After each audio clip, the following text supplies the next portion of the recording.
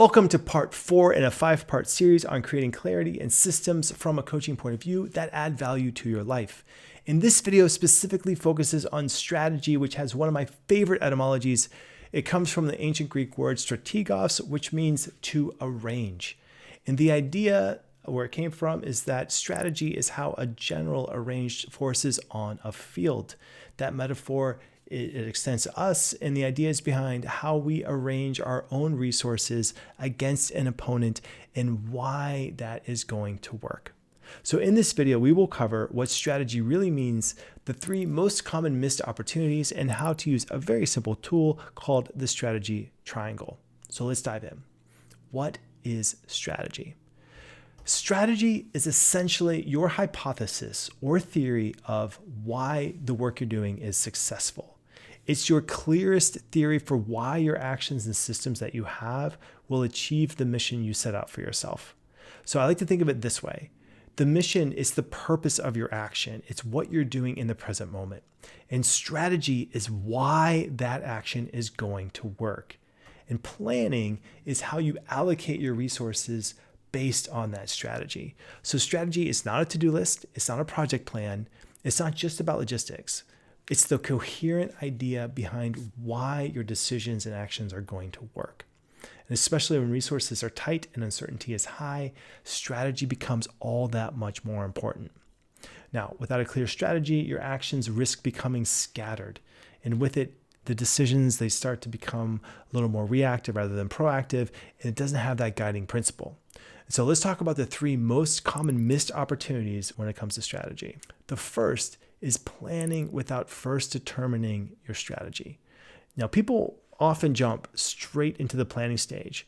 I remember when I first started my life coaching practice, I didn't really know what to do. I was stuck in that space of there's so many things I know I should be doing, but I'm not really sure what needs to happen first. And so a lot of times people will jump into launching offers, writing content, setting goals, without first really getting clear on, well, what's the best idea I have for why this is going to work? So instead, the useful thing here is to pause, get clear on your strategy, which you first have to do that work of getting clear on your mission, do the work on getting clear on the vision, getting clear on the values that you have, that you hold dear in your life. And then when you look at strategy, the questions to ask are, why do I think this will work? And what else has to be true for this idea or for this project to also work? When you start asking those kind of questions, those why questions, it starts to add a little bit more understanding. You start to get clearer on, now, what are all the other assumptions that I'm making? And then you can start to look at those assumptions individually. And this is essentially what strategic thinking means, is looking at the reason why you think something is going to work and then all the other assumptions that go along with it. And this then leads to the second missed opportunity, which is changing strategies or changing processes or systems without testing them. And one of the biggest missed opportunities is making too many changes at once without a clear feedback loop. For instance, if you shift your audience, your message, your tools, your website, the colors, the buttons, all at the same time, it becomes nearly impossible to know what's actually working and what's not. And so strategy, it does require some degree of stability, and it also requires testing. You can ask yourself, what's the best way to test if this is going to work or not? And so when you're looking in this space, you want to try to go through as quickly as possible this feedback loop to test something and to see what is working before you really scale it and make it something that you do on a long-term basis.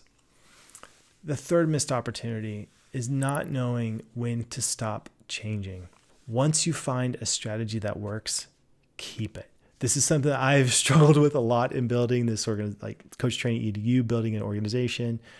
There was always this time period when I wanted to try out so many different ideas to see what worked and what didn't. But there is a hidden trap in always wanting to innovate and feeling like I constantly needed to improve or evolve every single piece of the system. It's simply a missed opportunity. Everything does not need to change. In fact, some of the most successful strategies, the ones that I did not even know were working, those were the ones that I wanted to change, and that just didn't work. And so the brilliancy in this is knowing what to improve and what to leave alone. and having a strategy that you will only change one thing at a time, or that you will change something once, maybe twice, and if it doesn't improve, you bring it back to it. A strategy can help you understand and see the difference between what's working and what's not, and what you really need to change and what you just need to leave alone. My guideline on this is if I try to change something 3 times and after 3 times it doesn't improve or make it better, it is what it is. I leave it alone and look for something else to change or shift. And this is where you can really start putting strategy into action. You even have a strategy in how you're going to innovate. This is where things really start to work. And this leads to next part in this, which is putting the strategy triangle into action. There's a really simple framework that I use. And the first is, just draw a triangle. And the first thing is the objective. What are you trying to achieve? The second point of the triangle is the approach. What's the method or the structure you're testing? And the last part is the measurement.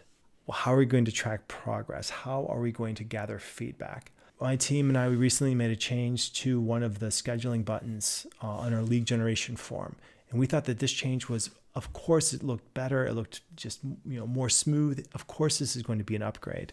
But when we made the change, our lead rate generation from that page, it dropped by 80%.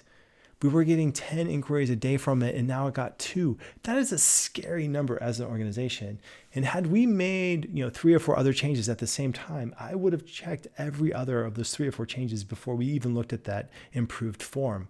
And so looking at that, having this idea of, okay, we're going to make this one change and only this one change right now and measure how it's going to happen, it saved our organization from that trap of, 2, 3, 4 weeks, months, figuring it out. If we ever would have figured it out, that is a really scary thing to look at.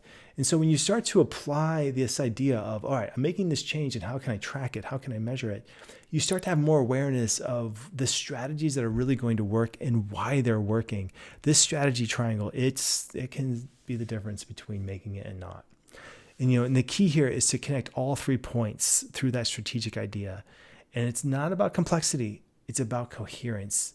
It's about aligning a strategy with your mission, with your vision, with your values, and then testing the idea and seeing if it's working or not. And if you want feedback, if you want to test this thing, I recommend you visit coachtheory.com. It is a coach-client matching up. You can have a coaching session on demand and work out the different strategies, the ideas you have based on this video, and invite you to stay connected. And thank you for watching. Thank you for engaging this material. Thank you for the subscribes, the likes, and the comments. I really appreciate it. And I hope to see you soon with some more content. Thank you.